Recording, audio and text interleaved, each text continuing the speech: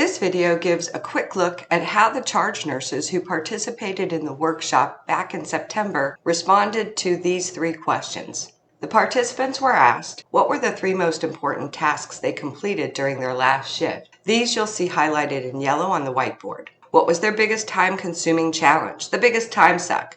These are marked in red. And finally, what was the one task they wished that they had completed but couldn't? And these are shown in green. As participants shared their responses, clear themes emerged.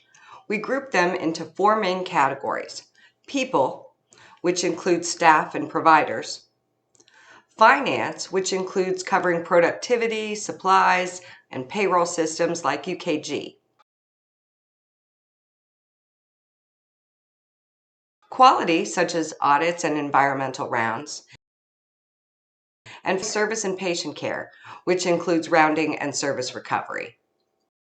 That's where AI comes in. I used Microsoft Copilot to quickly identify trends from the time suck portion of the exercise. You can check out the results in the PDF below. Here's a challenge for you.